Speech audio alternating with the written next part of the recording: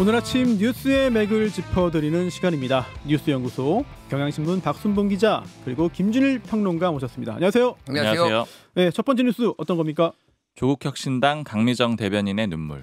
조금 전 오프닝에서도 이야기했잖아요. 네. 이 사건의 파장이 계속 커지고 있습니다. 어제 탈당 기자회견을 통해서 강미정 대변인이 폭로한 거죠? 네, 탈당하겠다라고 기자회견을 했는데 그 이유는 두 가지였습니다. 그러니까 일단 첫 번째로 성추행 성희롱 사건 그리고 괴롭힘 사건이 벌어졌는데 당이 제대로 대응하지 않았다라는 거예요. 그리고 네. 오히려 2차 가해까지 벌어졌다 이렇게 지적을 했습니다. 네, 제가 눈물을 흘리면서 이야기를 했는데요. 기자회견 영상을 보고 이야기 이어나가겠습니다. 검찰개혁이라는 분명한 목표, 정권 교체, 윤석열 탄핵과 구속, 내란 종식이라는 경랑 속에서도 그 목표가 있었기 때문에 흔들리지 않을 수가 있었습니다. 그러나 그 길 위에서 제가 마주한 것은 동지라고 믿었던 이들의 성희롱과 성추행 그리고 괴롭힘이었습니다. 언젠가는 가해자들이 부끄러움을 알 거라고 믿었습니다. 함께 엄혹한 시기를 견딘 동지들이었기 때문입니다. 하지만 저보다 더 어린 사회 초년생 피해자들의 목소리가 들렸습니다. 도와달라고, 손을 잡아달라고, 혼자서 감당할 수 없었던 성추행과 직장 내 괴롭힘 앞에서 그들의 삶이 쓰러져 가고 있었습니다. 저는 오늘 조국 혁신당을 떠납니다. 기자회견 장면 보고 오셨습니다. 네, 그리고 이외에도 표현들을 몇 가지 좀 더 전해드리면은요. 그러니까 당무위원과 고위당직자들 일부는 SNS에서 피해자와 조력자들을 향해서 당을 흔드는 것들, 배은망덕한 것들이라고 조롱을 했다 이런 표현도 있었고요. 즉 이 얘기는 이제 피해자나 조력자들이 오히려 탈당하거나 제명 징계를 받았다 이런 주장도 하기도 했습니다. 그리고 조국 전 대표에 대해서도 언급이 있었는데 여태 다른 입장을 듣지 못했고 그 침묵도 제가 해석해야 될 메시지라고 생각을 한다 이렇게 표현을 했는데 이 얘기는 결국에는 조국 전 대표 알고 있었지만 별다른 조치를 하지 않았다 이런 표현입니다. 그것도 탈당에 영향을 주었다 그렇게 해석이 되네요. 맞습니다. 지금 이제 이게 아무래도 성추행 그다음에 이제 성희롱 사건이다 보니까 구체적으로 강 대변인도 언급을 잘 안 했거든요. 사건 내용에 대해서요. 그리고 그렇죠. 그렇게 하기 어렵죠. 맞습니다. 그래서 이제 대략적으로 지금 나와 있는 내용들, 그러니까 지금 경찰 고소가 있었거든요. 그 내용 바탕으로 좀 말씀을 드리면은 일단 가해자가 2명이고 피해자는 좀 다수인 상황이에요. 여러 사람이에요. 네, 이제 가해자는 2명인데 일단 그 한 가지 경찰 고소된 사건을 먼저 말씀을 드리면은 혁신당의 당직자 한 명이 이제 상급자를 경찰에 지난 4월 28일에 고소를 했습니다. 이게 서울 종로경찰서에 했고 지금 서울경찰청에서 수사를 하고 있어요. 근데 이제 내용이 어떤 거냐면 작년 7월부터 올해 4월까지 한 10개월 정도 이 피해를 입었다라는 겁니다. 뭐 예를 들어서 택시나 노래방 이런 곳에서 원하지 않는 신체 접촉을 했다 이렇게 지금 고소장에서 주장을 하고 있고요. 그리고 또 노래방 같은 경우에는 뭐 허리를 감싸는 그런 신체 접촉을 했다 이런 내용도 지금 고소장에 담겨 있습니다. 그리고 이외에도 뭐 성적으로 모욕하는 발언, 뭐 성희롱하는 메시지 이런 것들을 SNS나 이제 실제 발언으로 좀 했다 이런 내용들도 담겨 있습니다. 그대로 다 전해드리기 좀 어려운 그런 내용들이 많이 있네요. 네. 그리고 강미정 대변인 본인도 성추행 피해를 입었다라고 얘기를 했는데 이제 이 내용에 대해서는 구체적으로 언급을 하지 않았고요. 뭐 이외에도 직장 내 괴롭힘 사건도 있었다 이런 주장도 나왔습니다. 지금 가해자가 총 2명인데. 한 명은 제명 처리가 됐고요. 한 명은 당원권 정지가 된 그런 상황입니다. 그리고 지금 강 대변인이 조력자 한 명이 제명됐다라고 얘기를 했는데 그 사람은 지금 김감년 세종시당 위원장이거든요. 지난 1일에 제명이 됐습니다. 그러니까 이제 뭐 여러 가지 문제 제기를 했었어요. 그러니까 당이 왜 이렇게 소극적으로 대응을 하느냐 이런 식으로 문제 제기를 하다가 제명이 됐다라는 게 지금 이제 강 대변인의 주장이고요. 또 이외에도 함께 지지를 했던 운영위원 3명도 징계가 됐습니다. 뭐 이외에도 좀 강 대변인의 주장으로는 피해자를 도왔던 비서관도 역시 지금 뭐 폭행을 당하고 이런 일이 있었는데 그래서 고소를 했는데 그 소를 취하해라 이런 식으로 당해서 압박을 받고 있다 이런 주장도 나오고 있습니다. 고소 취하를 적용받고 있는 그런 상황이다. 자, 그런데 일단 어제 기자회견 있었습니다만 이게 아직 다 법원 판결로 확정된 건 아니지 않습니까? 그러다 보니 조국 혁신당 측의 어떤 의견 또는 반박 이런 것도 좀 궁금합니다. 네, 혁신당 쪽에서 이 강 대변인이 기자회견을 하고 나니까 즉각적으로 반박문을 냈거든요. PDF 형식으로 된 7장짜리 반박문이었어요. 그러니까 전체적으로 보면은 일단 뭐 법원에 내는 그런 의견서 같이 보이는 형태이기도 했고 일종의 팩트 체크 형식으로 이렇게 좀 담겨 있었거든요. 하나하나 다 반박했다라고 보시면 되는데요. 일단 피해자의 요구사항 따라서 모든 절차를 다 잘 밟았다라고 주장을 했습니다. 특히 이제 피해자가 요청을 해가지고 외부 기관이 조사를 해가지고 이런 과정들을 진행을 했고 또 외부 인사로 구성된 인권특위의 점검도 받았다라고 밝혔습니다. 네. 그리고 이제 이런 결과를 통해서 가해자 제명 처분했고 그다음에 오해 살 수 있는 그런 요소들도 다 피했다라고 했거든요. 그러니까 예를 네. 들면 지금 좀 이 당내에서 굉장히 강력한 사람이기 때문에 제대로 절차가 이루어지지 않았다라는 게 강 대변인 포함해서 피해자 쪽의 주장인데 네. 그렇게 일종의 오해받을 소지가 있는 위원들은 모두 회피를 시켰다라는 거예요. 그러면서 사실과 상이한 주장이 제기된 점에 대해서는 유감을 표명한다. 즉 강 대변인의 주장은 사실이 아니다 이렇게 좀 반박을 했습니다. 네, 이거 두 가지로 좀 나눠서 볼 필요 있을 것 같아요. 우선 가해자와 피해자 사이에 있었던 일, 그리고 비위 또는 성범죄 문제가 있고 또 당에서 제대로 대응했냐, 조치했냐 그 부분 두 개가 좀 섞여서 논의되지 않았으면 좋겠다는 생각도 들긴 하는데 어쨌든 잘못이 있으면 무조건 다 파헤쳐야 되는 것이고요. 그런데 지금 이 사건 민주당으로까지 번지고 있다. 이 최강욱 민주당 교육연수원장 발언 이게 문제가 되는 거잖아요. 네, 그 강 대변인이 어제 기자회견 때도 언급을 했습니다. 그러니까 최 원장이 강연을 했는데 지난달 31일이었어요. 대전 세종시당 정치 아카데미 강연을 했는데 여기서 질문이 나오게 됩니다. 이 이제 성추행, 성희롱 요 사건들이 계속 논란이 됐기 때문에 이 문제에 대해서 어떻게 보느냐 이런 취지로 질문이 나오니까 네. 이렇게 답변을 합니다. 그 문제가 죽고 사는 문제였느냐? 남들도 그 문제를 그만큼 중요하고 심각한 것으로 받아들였을까? 아니다. 조국을 감옥에다 넣어놓고 그 사소한 문제로 치고받고 싸우는데 저는 잘 이해가 안 간다. 그러니까 지금 뭐 조국 전 대표 문제가 더 큰 문제 같은 것들이 있는데 왜 이런 문제들을 이런 사소한 문제들을 가지고 싸우느냐 이런 취지로 얘기를 한 것이죠. 네. 이 발언이 알려지니까 민주당은 굉장히 빠르게 절차에 들어갔습니다. 정청래 대표가 어제 윤리감찰단에 긴급 진상조사를 지시를 했고요. 오늘 바로 윤리감찰단이 최 원장을 대면 조사할 예정입니다. 최강욱 원장이 어제 바로 페이스북에 입장을 내놨는데 부적절하거나 과한 표현으로 상처를 드린 점에 대해서는 심심한 사과의 말씀을 드린다. 당의 단합이 필요하다는 의미로 밝힌 의견이다. 그리고 윤리감찰단 질문에 성실하게 답하고 판단 기다리겠다라고 했습니다. 근데 이제 민주당 내 분위기를 좀 들어보니까 아무래도 이 최강욱 원장이 과거에도 좀 그런 성희롱 관련된 발언으로 징계받은 적이 있었거든요. 네. 그러다 보니까는 이번에도 좀 징계를 받지 않겠느냐 이제 예측이 나오고 있는 상황인데 모 관계자 같은 경우는 3개월 정도 나오지 않겠느냐 이런 예측하고 있는데 일단 아마 이제 조사가 진행되고 나야 더 좀 정확한 내용들이 나올 것 같습니다. 네, 이번에 또 특별 사면 됐잖아요. 그런데 네. 그 직후에 또 이런 일이 생기고 말았습니다. 조국 전 대표도 뭐 입장이 없었기 때문에 좀 지적을 받았는데 입장을 내놓긴 했어요. 네, 어제 페이스북에 글을 썼는데 이제 먼저 사과한다라고 했어요. 그러니까 큰 상처를 받으신 피해자분들께 깊은 위로를 전한다라고 했고요. 또 피해 회복 과정에서 소홀했던 부분 없었는지 반성을 한다. 이제 이런 일 발생하지 않도록 이제 대책 마련에 최선을 다하겠다라고 했습니다. 근데 이제 내용 같은 것들은 이제 이 강 대변인이 조국 전 대표도 알고 있었을 거라고 주장을 했잖아요. 이제 네. 이런 부분에 대해서는 보내준 자료도 있었는데 이제 이 조국 전 대표 입장은 본인은 가해자를 제명 조치했다는 소식을 들어서 다 정리가 된 걸로 생각을 했다 이런 입장을 내놨습니다. 네. 그러니까 어제 혁신당 쪽의 분위기를 좀 들어보려고 모 의원한테 통화를 해보니까 일단 입장문 낸 걸 좀 봐달라고 얘기를 하면서 그 외에 별다른 입장을 다 얘기할 수가 없다라는 거예요. 이제 그러면서 대신에 오늘 기자회견을 한다라고 합니다. 아, 그래요? 네, 그래서 이제 기자회견 과정에서 질의응답이 있을 겁니다. 네. 오늘 오전 9시에 공개 기자 간담회를 연다. 기자들의 질의응답 시간도 있다라고 네, 이렇게 김선민 예고했네요. 대표가 직접 네. 답변을 할 것 같습니다. 네, 이렇게 이 일과 관련해서 자세하게 길게 살펴봤거든요. 김준일 평론가님. 예. 평론가님 어떻게 보십니까?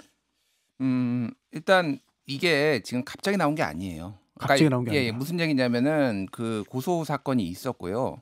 이게 지금 뭐 아주 많이 알려지지 않아서 그렇지 이미 기사화가 상당히 됐습니다. 그리고 심지어는 이게 내용이 있다라는 얘기도 기사가 됐고요. 그 혁신당 안에서요? 안에서. 그래서 지난 8월에 얼마 안 됐어요. 8월 8일에 이제 영등포서에 또 이거와 관련해서 이제 토론회가 있었어요.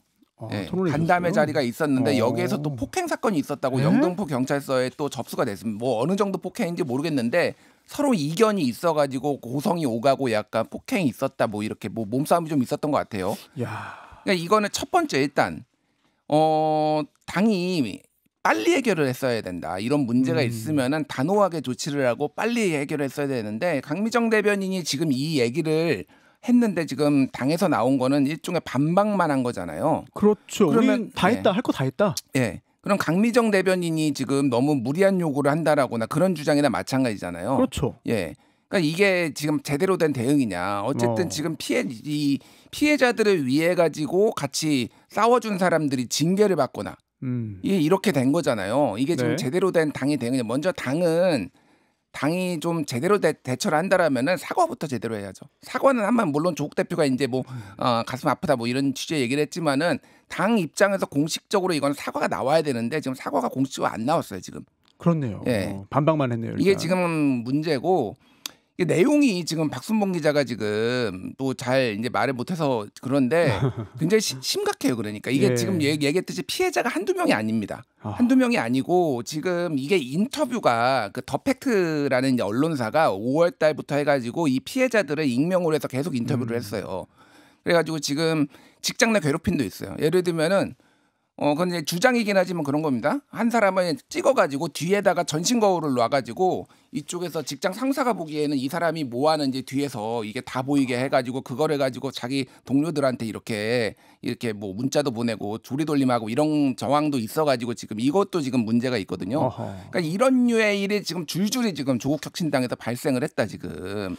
뭐 삼보일배를 하는데 뒤에서 지금 뭐 성적인 발언을 네. 한다든지 노래방에서 한다든지 택시에서 한다든지 또 이게 면접 보겠다고 해가지고 술집으로 데려가가지고 술집에서 손잡고 지금 성추행하고 지금 이런 것까지 지금 다 있단 말이에요. 이게 종합 선물 세트입니다. 지금 성비위에 대해서. 근데 이런 문제가 왜 그러면은 뭐 뒤늦게 이게 언론에서 그때 막 인터뷰를 하고 그러니까 뒤늦게 그 사람들의 한 명은 제명을 하고 한 명은 1년 당원권 정지를 했는데 당원권 정지가 맞느냐 1년 가지고 그러면 금방 복귀한다라는 거잖아요.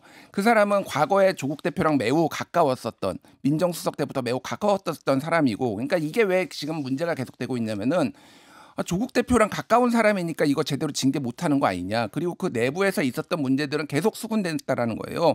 왜 조직을 이렇게 힘들게 만드느냐 너희는. 이게 그러니까 과거에 이제 이 소위 말해서 또 크게 보면 이제 정치권 전반의 문제기도 하고 좀 좁게 보면은 소위 말하는 진보 민주 진영의 아주 고질병입니다. 네.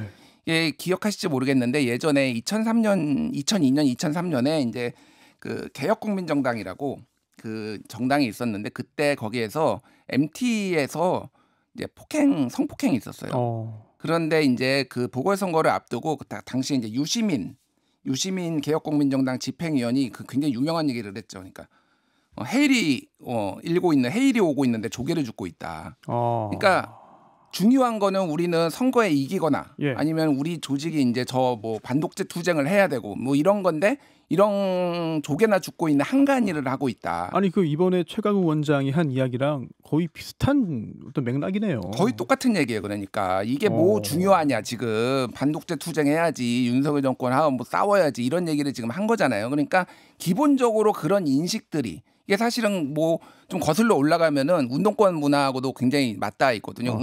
과거에 운동권에 있었던 사람들이 조직의 내부에 문제가 있지만은 그거를 폭로를 하거나 뭐 성 비위가 있거나 이런 걸 폭로를 하면은 굉장히 내부 배신자로 취급을 하는 이런 모습들. 이게 지금 여기까지 왔다 지금. 야, 지금 2025년인데 그 예전의 그 모습들이 지금까지 이어지는 거 아니냐 이런 지적을 피하기가 상당히 어려운 상황이 아니겠습니까? 조국 대표 얘기를 좀 하자면은 네, 조국 대표는 물론 이게 감옥에 본인이 있을 때 물론 이제 감옥에 안 있을 때부터 저질러졌지만 그때는 공론화가 안 됐고 본인이 감옥에 있을 때 있던 일이니까 어느 정도 이해가 가는 부분이 있습니다.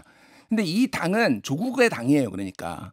그렇게 볼 수밖에 없죠. 예, 이름도 조국 혁신당이고 네. 조국의 당이 개혁신당이 이준석의 당으로 있는 생각을 하는 것처럼 네. 그러면은 조국 대표가 최소한 이게 본인의 감옥에 있을 때 편지 나왔을 때 편지를 보내서 이거에 대해서 했으면은 본인이 출소를 했으면은 그 문제부터 당내 문제부터 해결을 했어야죠. 이게 아무런 면죄부가 될 만한 사항이 아니다. 이렇게 심각하게 사람들이 생각을 하고 있는데 본인과 가까운 사람들이 이렇게 하고 있는데 이거를 나는 몰랐다? 나는 당원이 아니었으니까 해결을 못했다. 그러면 왜 8월 15일부터 지금까지는 왜 그렇게 SNS는 열심히 하면서 이거에 대해서는 왜 해결을 할 생각도 안 하고 의지도 없었느냐. 이거에 대해서 조국 대표가 그러니까 조국 원장이 답을 내놔야 됩니다. 이거는 굉장히 참담하고요. 저는 이게 지금 이런 식으로 계속 반복이 된다라는 게. 그러니까 뭐 민주당에서도 지금 어떻게 할지 모르겠는데 최강욱 의원은 성인지에 떨어지는 예제 소위 말하는 짤짤이 발언으로 이미 징계를 받았잖아요. 그게 네. 뭐 짤짤이냐 아니면 네, 성행위를 네, 네. 연상시키는 발언이냐 가지고 이미 결론이 어느 정도 난 사안인데 말을 막 하고 본인이 책임지지 못할 말들을 이렇게 합니다. 그리고 또 사과하고 이게 지금 제대로 된 거냐. 이게 사실 민주당하고 관련이 없는 건데 이게 도매금으로 지금 됐어요. 그래서 정청래 민주당은 뭘 이제 어떻게 해야 돼요, 그러면? 아니, 그 윤리감찰에 들어갔는데 저는 이제 정무적으로 보면은 사실은 중징계가 나올 가능성도 있다. 왜 그러냐면은 약간 조국혁신당하고 이제 선을 그으려고 민주당이 하고 있고 견제도 하고 있는 상황이거든요. 근데 이게 사실 민주당 사람이 조국혁신당에 가가지고 이런 얘기를 했다라는 게 자체가 조금 선을 긋기 좋은 상황이 되는 거 아니냐. 우리는 조국혁신당하고 다르다. 민주당은 좀 그런 걸 보여줄 가능성이 상당히 있다 그렇게 보여집니다. 네, 앞으로 좀 선제적으로 그리고 좀 강력하게 조치를 취해야 어떤 그 후폭풍 파장이 좀 더 줄어들지 않을까 싶기도 하고 중요한 거는 뭐 정치적인 어떤 파장이나 영향력뿐만 아니라 더 중요한 거는 이제 가해자와 피해자 간의 어떤 일을 확인하고 그리고 피해자의 피해 회복을 위한 최선의 조치를 하는 것 이게 가장 중요하지 않을까 이런 생각이 듭니다. 네, 다음 소식은 뭔가요? 연일 재개 만나는 민주당. 민주당이 여당이잖아요. 네, 뭐 중요한 게 또 정치도 중요하지만 또 경제도 중요하니까 경제계 인사를 만나고 있다 이런 거죠? 민주당 소위 투톱, 그러니까 정청래 대표하고 김병기 원내대표가 지금 경제단체들을 쭉 만나고 있습니다. 그러니까 정청래 대표는 그제 소상공인연합회 만났고 어제는 중소기업 중앙회를 찾을 거고요. 그리고 제가 재계 쪽 얘기를 들어보니까 대한상의도 아마 다음 주쯤에 방문하는 걸로 이런 좀 예정이 있는 모양이에요. 네. 그리고 이제 김병기 원내대표 같은 경우에는 그제 경제 6단체를 만났거든요. 이제 전체적으로 경제단체들 만나가지고 아무래도 그들의 요구 같은 것들이 나오면은 좀 수용을 하고 이런 그림들이 있는데 뭐 대표적으로 이게 뭐 재계 인사 만나는 거야 뭐 늘 하는 일이고 좋은 일이지만 혹시 뭐 특별한 배경이나 뭐 이런 계기가 있는지도 궁금해요. 그러니까 이제 두 가지 측면을 볼 수가 있는데 이게 이제 어느 쪽에서 요청했느냐를 봐야 되잖아요. 그러니까 제가 얘기들을 들어보니까 경제단체들이 요청한 것들이 좀 많긴 해요. 그래요. 근데 다만 김병기 원내대표는 경제 6단체를 만날 때 좀 요청도 당 쪽에서 있었는 모양입니다. 그러면 이렇게 되면은 좀 섞여 있다라고 봐야 되는데 보통 이제 지도부가 취임을 하게 되면은 말씀하신 대로 원래 경제단체들 쭉 순화하면서 만나거든요. 이제 그런 면이 한 가지가 있고 동시에 다른 배경으로 볼 수 있는 거는 지금 민주당이 굉장히 여러 가지 법안들을 추진을 하고 있는데 그 중에서 이제 재계 쪽에서 좀 불편해하는 법안들이 있습니다. 네. 예를 들어서 노란봉투법 이미 처리를 했고요. 네. 그다음에 상법 개정안도 뭐 상법 개정안, 뭐 더 센 개정안, 그다음 네. 이거 두 가지는 이미 처리를 한 상태에다가 더 센 상법 개정안 이것도 네. 지금 추진을 하고 있는 상황이거든요. 네. 그러면 기업들 입장에서는 요즘에 이제 나오는 말들이 미국 관세 협상 이런 거에 대응하느라 기업들이 안 그래도 힘든데 우리들 너무 압박하는 게 아니냐 이런 불만들이 좀 있는 상황이거든요. 사실 대기업들이 힘을 모아서 함께 대응한 건 맞잖아요. 맞습니다. 이런 상황이다 보니까는 이제 그 여당에서는 이렇게 만나면서 좀 토닥이는 그런 흐름이 있다라고 볼 수가 있고요. 네. 그리고 이제 한 가지 더 봐야 되는 건 결국에 이제 더 센 상법 개정안에 대한 문제인데 이게 결국 자사주를 소각하는 것을 의무화하는 그런 내용이 담길 걸로 보이는 상황이에요. 근데 이제 지금 민주당 입장에서는 특히 이제 이재명 대통령도 코스피 5천 시대를 얘기하고 그 이제 주가를 좀 부양해야 된다라는 그런 입장이 있잖아요. 근데 자사주를 매각하게 되면은 주가 상승할 수 있는 그런 요인이 될 수가 있거든요. 그래서 추진을 하고 있는데 지금 기업들은 이렇게 되면 경영권 방어가 굉장히 힘들어진다 이렇게 좀 반발을 하고 있는 그런 상황에 맞부딪히고 있고 이런 상황에서 좀 다독이고 있다 이렇게 보시면 될 것 같습니다. 사실 이제 우리나라의 특수성이죠. 자사주의 마법 뭐 이런 말이 있을 정도로 자사주를 통한 지배구조 강화라든지 지배권 유지가 어떻게 좀 악용되는 그런 측면도 있었는데 김준일 평론가는 이 부분에 대해서 어떻게 보십니까? 어제 이재명 대통령이 양대 노총하고 오찬을 했어요.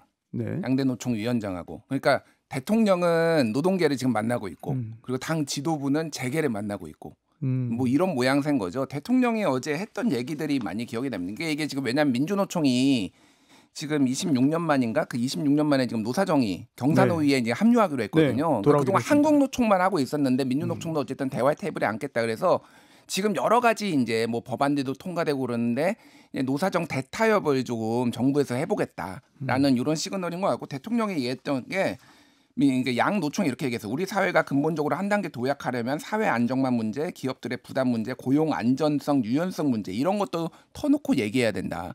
그러니까 어쨌든 지금 재계의 불만도 좀 달래면서 노동계도 좀 포용하면서 이거를 대화로 뭔가를 좀 풀어보겠다. 그렇게 이제 재계가 지금 뭐 많이 보수 언론에서도 얘기했던 게 뭐냐면은 저기 미국 데려가가지고 천억 불 투자시키고 이렇게 하면서 국내에서는 이렇게 노란봉투법 통과시키고 이렇게 상법 개정안 통과시키고 힘들게 만드느냐 뭐 이런 이제 얘기들이 계속 나왔거든요. 그러니까 어쨌든 뭔가 테이블을 만들겠다라는 의지 뭐 이제 그런 것들을 좀 볼 수가 있고 앞으로 후속 논의가 어떻게 되느냐가 좀 중요할 것 같아요. 네, 굉장히 중요한 일들 함께 살펴봤습니다. 뉴스의 맥을 짚어드리는 뉴스연구소 지금까지 경향신문 박순봉 기자, 김준일 시사평론가였습니다. 고맙습니다. 감사합니다. 김현정의 뉴스쇼는 시청자 여러분의 참여를 기다립니다. 구독과 좋아요, 댓글 잊지 않으셨죠? 알림 설정을 해두시면 평일 아침 7시 10분 실시간 라이브도 참여하실 수 있습니다.